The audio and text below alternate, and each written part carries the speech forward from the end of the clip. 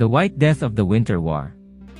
Sa panahon ng Winter War, naglingkod si Haiha bilang isang sniper sa hukbong Pinlandes sa ilalim ni Lieutenant Arne Juutilainen sa ika-6 na kumpanya ng Infantry Regiment 34. Nakadamit ng kumpletong puting camouflage upang malabag sa niebe, ang kanyang mga target ay mga tropang Soviet na madaling makita dahil sa kawalan ng mga camouflage uniform.